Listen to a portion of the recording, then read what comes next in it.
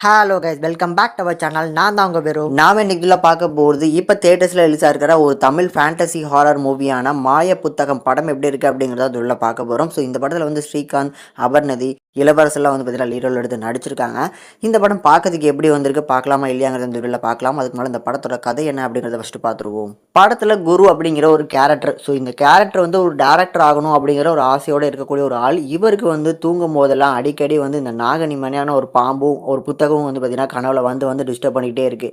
So ஒரு கட்டத்தில் ஒரு சாமியாரை போய் பார்க்கலாம் அப்படிங்கிற மாதிரி போய் பார்க்க, அந்த சாமியார் வந்து பார்த்தீங்கன்னா நீ என்னை தேடி வரல, நான் தான் உன்னை தேடி வர வச்சேன் அப்படின்னு சொல்லி ஒரு புத்தகத்தை கையில் கொடுக்க, நீ டேரக்டர் ஆகணும் அப்படின்னு ஆசைப்படுறல, ஸோ இந்த புத்தகம் உனக்கு கண்டிப்பாக ஒரு ஹெல்ப் பண்ணும்.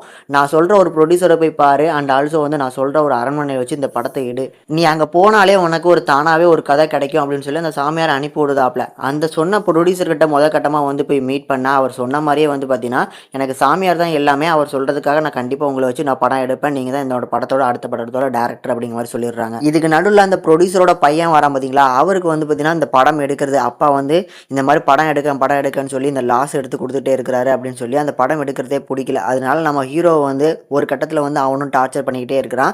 இந்த ப்ராப்ளம்ஸுக்கு நடுவில் வந்து அவர் படம் எடுக்க முடிஞ்சா, அண்ட் ஆல்சோ அந்த அரண்மனைக்கும் நம்ம ஹீரோக்கும் என்ன சம்பந்தம், இப்படி இவங்க அந்த அரண்மனையில் போய் படம் எடுக்க போது என்னென்ன பிரச்சனைகளை ஃபேஸ் பண்ணுறாங்கிறத அந்த படத்தோட மீதி கதைனே சொல்லலாம். இப்போ இந்த படம் பார்க்கறதுக்கு எப்படி இருக்குது அப்படின்னா, ஒரு லோ பட்ஜெட் மூவி, அதுக்கேற்ற மாதிரியான ஒரு ஸ்க்ரீன் பிளே, அதுக்கேற்ற மாதிரியான ஒரு ப்ரொடக்ஷன் வேலையில் தான் அந்த படம் ரெடியாக இருக்குது.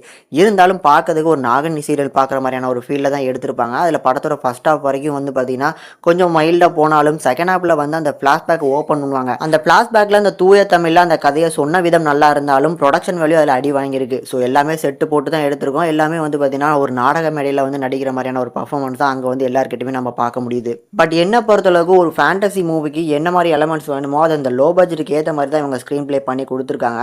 ஸோ ஒரு ஒன் டைம் பார்க்கக்கூடிய ஒரு ட்ராமா, ஆனால் பெரிய அளவில் உங்களுக்கு போரிங்லாம் ஆகாது. ஸோ இந்த மாதிரியான ட்ராமாஸை அதிகமாக வந்து பார்க்கக்கூடிய அந்த நாகினி மாதிரியான பேஸில் வந்து எடுக்கக்கூடிய ஒரு படங்களை அதிகமாக பார்க்கக்கூடிய ஆடியன்ஸ் கண்டிப்பாக இருக்காங்க, எனக்கு நல்லா தெரியும். ஸோ அவங்களுக்கு இந்த படம் கண்டிப்பாக செட் ஆகும். பட் எல்லாருக்குமே இந்த படம் செட் ஆகாது. அதை மைண்டில் வச்சுட்டு இந்த படத்தை பார்த்து என்ஜாய் பண்ணுங்கள். இந்த படத்துக்கு நம்ம சொல்லி இந்த ரேட்டிங் பார்க்கும்போது 5க்கு 2.1 வரைக்கும் ரேஷியோ கொடுத்துருக்கோம். இந்த படத்தை கண்டிப்பாக ஃபேமிலியோட பார்க்கலாம்.